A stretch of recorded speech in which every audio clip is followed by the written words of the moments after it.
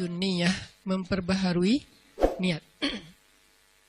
Kita akan bahas tentang min ajaibil ikhlas, di antara keajaiban-keajaiban ikhlas. Apa pentingnya niat dalam kehidupan kita? Bukan hanya dalam sholat dan ritual, tapi dalam kehidupan kita. Terus, bagaimana ikhlas itu bisa merubah sesuatu yang sedang kita alami, baik itu musibah ataupun itu anugerah. Kemudian bagaimana cara kita menjadi seseorang yang mukhlis, sampai ke derajat tertinggi dari mukhlis itu adalah mukhlas. Jadi ada mukhlis, ada mukhlas. Orang mukhlis adalah orang yang sedang belajar menjadi ikhlas. Orang mukhlas, orang yang udah ikhlas banget. Jadi orang yang mukhlas itu nggak ada bedanya antara dipuji sama dicela. Itu mukhlasin. Ketika dia posting sesuatu, likersnya banyak atau malah hatersnya banyak, buat dia nggak ngaruh. Itu mukhlasin. Nggak gara-gara dia yang nge-like dan komen positifnya disanjung banyak, jadi dia semangat. Terus giliran di-hate sama orang lain, dicela sama orang lain, dia jadi kayak pundung gitu. Ini berarti sedang belajar mukhlis. Orang mukhlas nggak ada bedanya bagi dia antara emas dan batu. Sama di mata dia antara emas dan batu. Orang mukhlas sama di mata dia antara pujian dan celaan. Orang mukhlas sama di mata dia antara orang yang membalas kebaikannya atau justru mengkhianati kebaikannya. Dia tetap menolong orang tersebut. Ini mukhlasin, derajat tertinggi dari mukhlisin. Sehingga para anbiya kayak Nabi Yusuf, Nabi Musa, Allah menyebutnya mereka adalah mukhlasin. Wadhkur fil kitabi Musa innahu kana mukhlasan wa kana rasulan nabiyya. Salah satunya. Coba kalian ingat kisah tentang Musa. Musa adalah seorang hamba yang mukhlasan. Mukhlas banget. Yang udah gak ada bedanya dipuji orang, dicela orang, diikuti orang, ditinggalkan orang, buat dia gak beda. Dia tetap berbuat baik, dia tetap taat kepada Allah. Gak ada bedanya ketika dia berhijrah, kemudian hijrahnya ini menguntungkan atau hijrahnya ini menjadi ujian. Dia tetap berhijrah karena dia tahu hijrah itu baik. Dia tetap jujur karena jujur itu baik. Gak ada bedanya ketika dia jujur menguntungkan atau jujur malah jadi ujian. Saya gak bilang merugikan ya. Karena jujur gak mungkin rugi, taat gak mungkin rugi, taubat dan hijrah gak mungkin rugi, cuman ujian. Buat dia kalau tahu itu baik ya dia lakukan. Mau untung, mau jadi ujian. Ya buat dia pokoknya lakuin aja. Ketika dia misalnya dalam sebuah transaksi gitu. Dia jual beli mobil.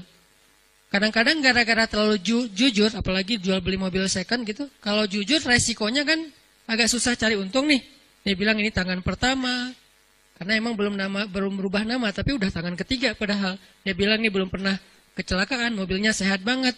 Kalau yang masih modelnya analog malah bisa diulik supaya kilometernya dikurangin. Gak tahu kalau yang digital. Artinya dia nggak jujur demi dapat untung besar. Nanti untuk less guilty, dia akan bantu anak yatim, panti asuhan, bikin tasyakur bin ni'mah di rumah, kayak gitu kan. Ini proyek kecil, apalagi proyek besar. Ketika dia udah main dalam sebuah event, udah main dalam sebuah proyek-proyek pemerintah yang angkanya udah MM-an, dia susah untuk jujur. Lalu setelah dia nggak jujur, dapat untung supaya sedikit. Less guilty-nya, dia bantu pesantren, panti asuhan, bangun masjid, atau tasyakuran di rumah, ngundang anak yatim. Nah, sekarang kita coba kembalikan lagi, bukan itu yang disebut orang soleh. Orang soleh itu adalah ketika dia taat kepada Allah dalam keadaan sarra au dharra, dalam keadaan senang atau dalam keadaan susah, dan itulah mukhlasin. Alladzina yunfiquna fis sarra'i wad dharra. Orang yang tetap membantu orang lain. Yunfik itu kan bukan hanya ngeluarin duit ya, tapi inti dari yunfik atau infak itu adalah ngebantu orang. Kalau kita ngeluarin duit tapi nggak membantu orang, itu namanya juga yunfik. Tapi yunfik untuk dirinya, karena infak dalam bahasa Arab itu mengeluarkan harta. Cuman identiknya mengeluarkan harta di sini artinya bantu orang lain. Dia tetap bantu orang lain, fissarra au dharra. Fissarra ketika dia lapang rezekinya, au dharra ketika dia juga lagi terlilit hutang, dia juga lagi susah. Dia juga belum makan, tapi ngasih makan orang lain. Ini ringan. Yang berat itu adalah ketika ujiannya perasaan. Dia tetap bantu orang itu, walaupun orang itu mungkin melupakan kebaikan dia. Dia tetap bantu orang itu, walaupun orang itu adalah pernah nge-unfollow dia. Dia bantu orang itu, walaupun orang itu ngeblok dia. Yang lebih berat lagi, dia bantu orang itu, walaupun orang itu pernah mutusin dia. Dan saya juga belum kalau itu.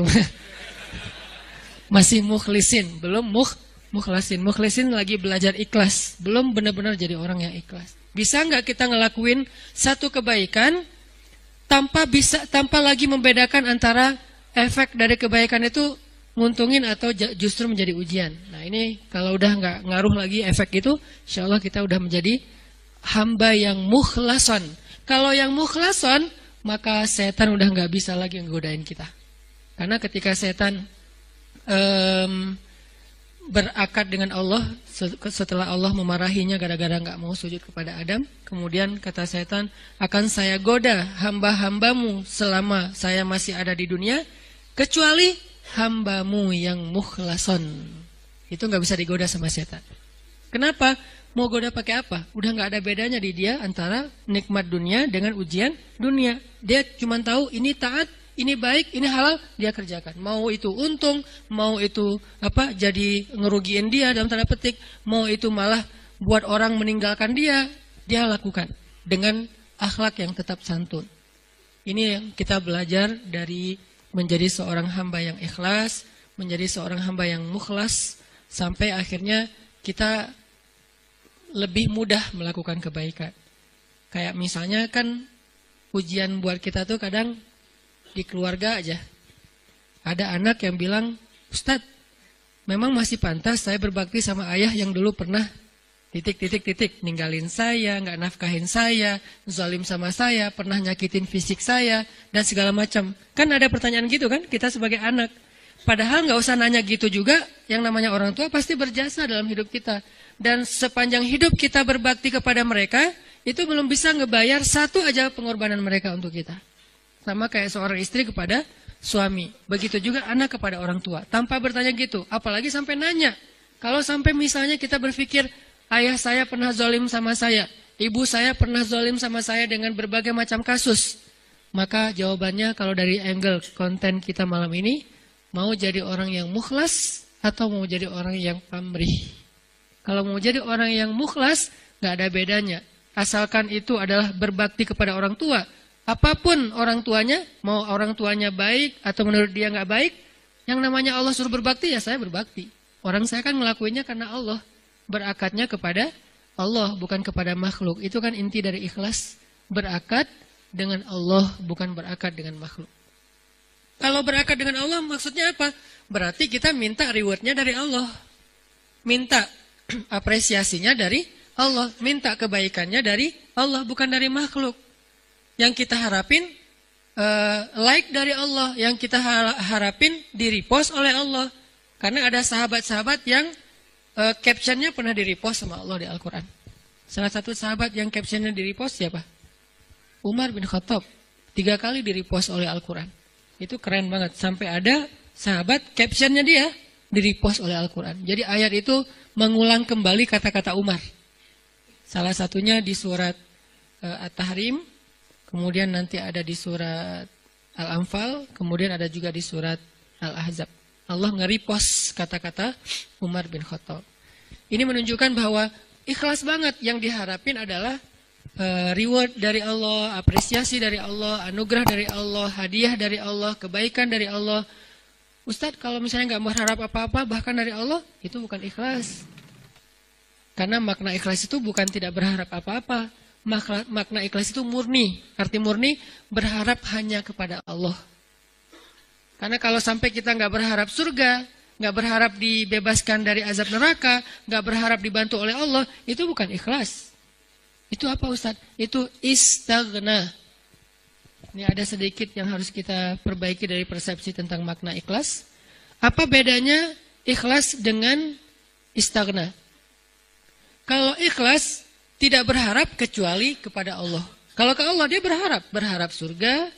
Allah sendiri yang menjanjikan kan? Wa'adallahu alladhina amanu misalnya, wa basyiril ladzina amanu wa amilus solihat anna lahum jannat. Ayat kayak gitu kan banyak banget di Al-Qur'an ya. Allah menyediakan untuk mereka ampunan, Allah menyediakan untuk mereka surga, Allah menyediakan untuk mereka kebaikan. Wa may yattaqillaha yaj'al lahu makhraja wa yarzuqhu min haitsu la yahtasib, yukaffir anhu sayyiati wa yu'dhim lahu ajra, yaj'al lahu min amrihi yusra. Ayatnya banyak banget. Kalau Allah udah nawar-nawarin terus kita bilang, "Dah saya mah enggak butuh itu." Itu namanya istaghna. Istaghna arti bahasanya merasa enggak butuh. Terjemahan lebih umumnya lagi, sombong. Jadi kalau kita enggak berharap apa-apa ke Allah, justru Allah tuh enggak suka. Bukan Allah salut. Hebat ya hamba ini ya, ngelakuin kebaikan enggak berharap apa-apa. Enggak. Itu Allah enggak suka. Kalau kita ke teman, kita suka. Karena ketika dia berharap sesuatu ke kita jadi beban. Kalau Allah itu enggak jadi beban. Jangan samakan Allah dengan makhluk. Ketika kita berharap terus Allah jadi beban. Ntar dulu saya mau cuti, kenapa? Bebannya banyak banget, semua orang berdoa ke saya. Kan enggak gitu Allah. Masa ketika kita berdoa Allah jadi beban? Bukankah Allah berfirman, Kullu yaumin huwa fi sya'an. Setiap hari Allah sibuk, walaupun sibuk, wala ya'uduhu hifzuhuma. Allah enggak pernah kerepotan. Wala ya'uduhu hifzuhuma. Allah enggak pernah kerepotan untuk memelihara, menjaga dan memberikan hak huma, langit dan bumi dan apa yang ada di dalamnya. Jadi ikhlas itu bukan enggak berharap apa-apa, teman-teman.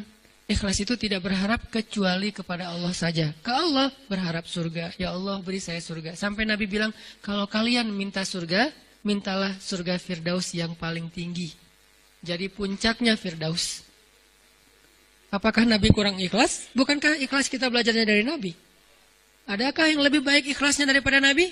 Tidak ada. Bahkan para anbiya pun belajarnya kepada Rasulullah seandainya mereka sezaman. Bukti mereka, Nabi lebih baik dari mereka apa? Semua Nabi itu nggak mention Nabi Muhammad. Semua Nabi, dari mulai Nabi Adam, Nuh, apalagi Rasul ya. Nuh, Musa, Ibrahim. Semua Nabi dan Rasul pernah mention tentang @Muhammad_Abdullah. Semua pernah mention di postingan mereka. Bahkan banyak kayak Musa sering. Nabi Ibrahim bahkan dalam doa-doa beliau nggak mention Nabi kan.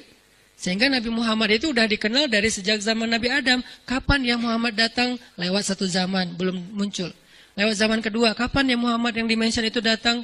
Jadi setiap umat yang soleh, pasti nungguin Rasulullah loh. Umat Nabi Adam nungguin Nabi Muhammad, umat Nabi Nuh nungguin Nabi Muhammad. Tapi mereka tahu bahwa Nabi ini akan muncul, cuman gak tahu kapannya. Ternyata beruntungnya kita, beliau muncul dan kita menjadi umatnya. Yang pengen jadi umat Nabi Muhammad itu bukan cuma kita, teman-teman. Semua umat Nabi itu pengen jadi umat Nabi Muhammad.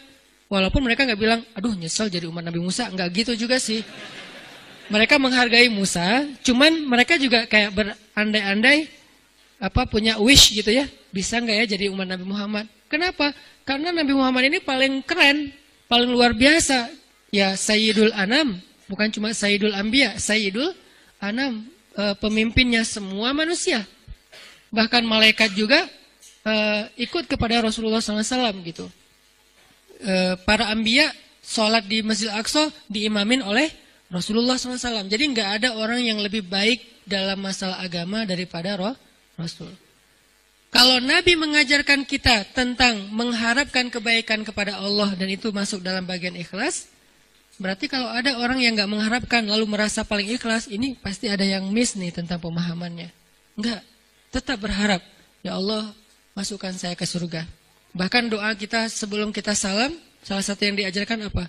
Allahumma inni a'udzubika min azabi jahannam wa min azabil qabr wa min fitnatil mahya wal mamat wa min syiddatil fitnah wa min syarri fitnatil masiihid dajjal. Atau doa yang dibaca sama Bilal terus di like sama Nabi itu apa? Yang diposting sama Bilal. Allahumma inni as'aluka ridhaka wal jannah wa a'udzubika min sakhatika wan nar. Itu kan postingan Bilal ya. Yang first like-nya malah Rasulullah. Lalu yang lain pas ngeliat Rasulullah nge-like pada nge-like juga. Akhirnya malah di save gitu postingan Bilal dan dihafal. Kemudian di-repost sampai zaman kita sekarang. Isinya apa itu? Meminta dan berlindung. Berarti mengharapkan kan? Meminta berarti mengharapkan surga dan ridho Allah. Berlindung berarti mengharapkan terbebas dari neraka dan kemarahan Allah. Ini berarti ikhlas. Jadi kalau kamu kenapa puasa? Biar ujian nasionalnya lancar. Oh nggak ikhlas tuh. Ikhlas kalau berharapnya ke Allah. Kenapa tahajud? biar nilainya bagus. Ikhlas kalau berharapnya ke Allah. Kenapa ini? Karena ini. Kenapa ini? Baik urusan dunia maupun urusan akhirat selama halal ya. Karena kalau kenapa sekarang kamu rajin tahajud? Biar gua bisa dagangannya laku. Padahal dalam berdagang dia banyak curang. Ini nih agak klise nih. Klise sekali ya. Mirip-mirip dengan orang Khawarij di zaman sahabat. Sampai Nabi bilang gini. Ini klisenya Khawarij ya. Kalau di zaman kita menurut sebagian besar ulama dan saya sepakat dengan itu seperti ISIS. Klisenya Khawarij itu apa? Kata Nabi, kalau kalian membandingkan ibadah kalian dengan ibadah mereka, maka kalian akan meremehkan ibadah kalian. Saking ibadah orang Khawarij itu luar biasa. Itu soleh banget dari sisi ibadah ya. Taat banget, rajin ibadah banget. Sampai di zaman sahabat ada orang Khawarij lagi selesai perang, mereka istirahat di bawah sebuah pohon korma. Duduk di atas kepala para sahabat. Jadi ada sahabat yang dipenggal kepalanya, mereka duduk di atas kepala sahabat yang habis dipenggal, istirahat, tiba-tiba jatuh buah kurma. Pas buah kurma jatuh, temannya ngambil. Kata temannya yang lagi duduk di atas kepala sahabat bilang, jangan makan, itu kan bukan hak kita, karena kita belum minta izin kepada pemilik. Giliran satu butir kurma, mereka mikirin halal haram. Tapi di bawah mereka lagi didudukin kepalanya para sahabat yang dijamin masuk surga. Klise kan?